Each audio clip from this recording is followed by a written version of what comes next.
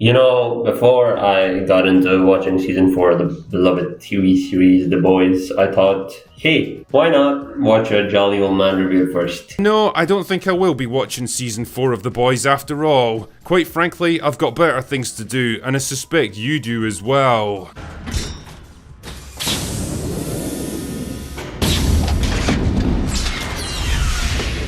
Fine. I'll do it myself. Now, to counteract all the negative energy I'm about to put out there, I'm going to say some positive things that I like about the season first. I like some, and I mean only some, of the humor in the show. The show opens with Homelander telling Butcher no means no, which, if you know, is hysterical. Those are his first words to Butcher as well, so that's also funny. In the second episode, Ryan kills a stunt guy in a fake save, and when he's crying about it, Homelander comes in and comforts him, saying that him being there was good for his number. So Homelander thought Ryan was upset because he showed up at his supposed solo save, not because he killed a man. That was neatly done. Except for this, the only thing I can think of is the Firecracker Starlight relationship backstory thing, which was kind of cool. Apparently, when they were both young, Starlight told everyone Firecracker was a fucking slut and fucking the judges to get first place at the beauty pageant. Oh, did I mention they were 13 at the time? Yeah.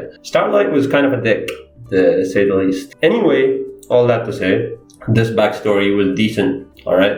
That's it. That's it for the outright positives. Now, on to the honest review. So let me say this first. I understand why the politics being a little too on the nose is a criticism for the show. Alright, I get it. The show opens with Newman announcing electoral results with God Save the Queen playing in the background. Politics is an essential part of this season, and the writers over at Watt Studios aren't exactly subtle with what side they're on. But that's not going to be the center of my critique. I thankfully don't live in America and do not give a fuck about the politics they're in, other than for entertainment purposes. I mean, where else do you get ex-presidents getting shot and people looting and rioting annually? I mean, America really is where the best reality TV is. Anyway, back to the show. Butcher being sick and dying is central this season. He's throwing up in the first scene. He's shown to be schizophrenic immediately after. The schizophrenia was a nice touch by the writers because it really adds to the relatability of the show. Another thing that's central to the plot of the show is Homelander getting older and wanting to live vicariously through his son. He now collects hair that falls off him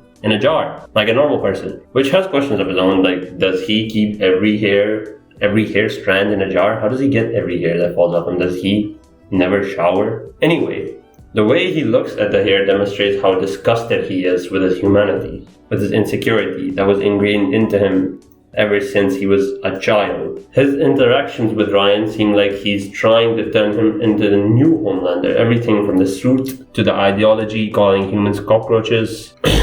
Even when he tells Ryan there are no more rules because he grew up with everyone telling him what to do, so he doesn't want to tell Ryan what to do, but even then he's trying desperately to control Ryan. What hurts him the most is Ryan having any kind of feelings for Butcher, not only because Butcher is a lowly human, but also because Ryan is further away from being Homelander. Now, on the surface, this is a very nice idea, but it's done very poorly, feels rushed, and not entirely thought out. Good ideas like this are common in the show, but for whatever reason, the execution is always god-awful. This is foreshadowing for the rest of the season.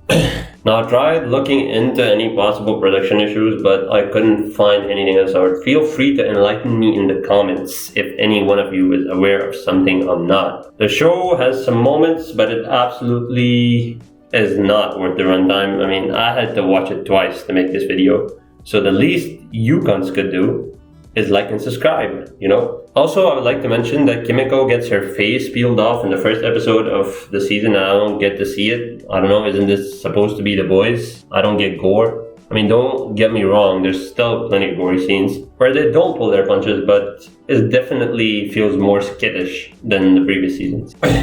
We're also shown that has multiple diseases because of the toll being in the boys has taken on him, which multiplies when he takes control of the boys. And I don't really care whether he's fine because we're never really shown it, except for like a heart attack. But I don't know, am I a sociopath? They just didn't get me to care at all. about him or him rebuilding his relationship with his wife. Nothing about this shit. I could care less if he died. I don't know. Maybe I am just a sociopath. I just think it was rushed. And a nothing burger. I don't know. Maybe I just don't like him because I'm very racist. Another thing you can let me know in the comments. While I'm on the race subject, let me just say that stereotypes in America are weird. Like, especially how they're portrayed in the show. Like, we get a stereotypical white Nazi guy who gets his head bashed in by the fascists he worshipped, but do it to a brown or black guy and all of a sudden it's very wrong. I don't know. I mean, I'm not saying you shouldn't be racist. I'm saying you should be racist towards everyone equally. And I don't like white people either. So, I fuck with the scene, but there needs to be consistency is what I'm saying.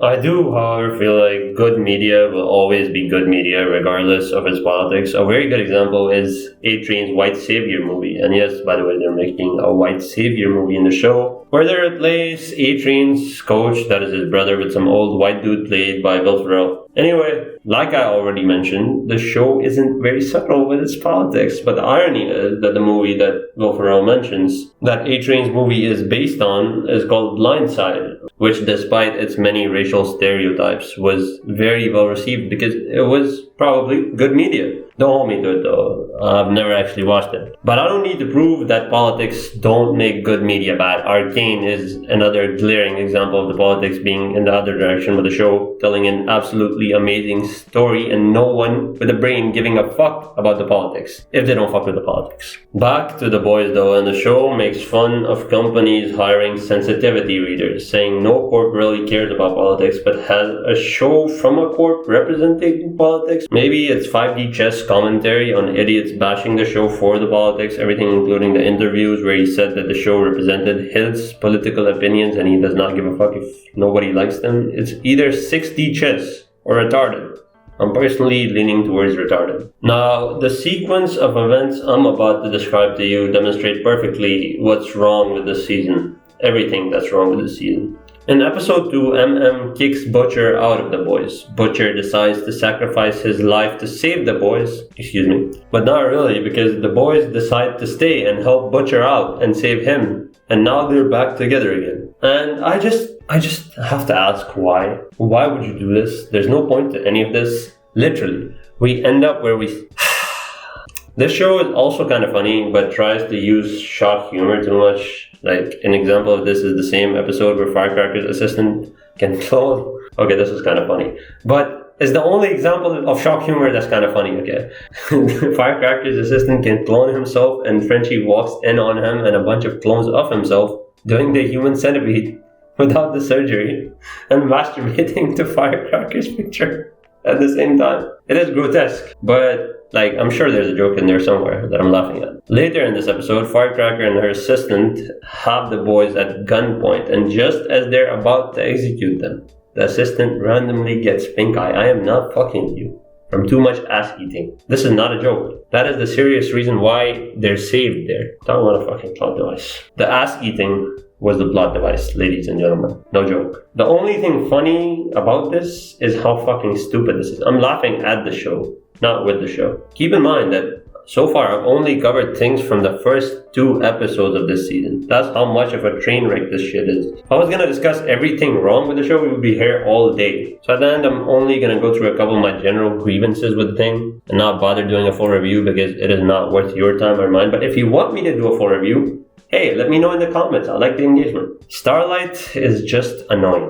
I don't want to root for her, even though she's supposed to be one of the good ones. Even though she gets kind of punished for her overbearing false righteousness, I still find her cringe-inducing. And apparently the reason because Huey's mother left him was because she was extremely depressed and tried to self-exterminate. But I don't care because all of this is sprung on us out of nowhere. I mean, whatever happened to Show Don't Tell. I mean, anyway, I'm tired of writing this script about this mid-ass show. This video gets 100,000 likes and 3 carrots. I will make a full review. Goodbye, and I'll see you next time.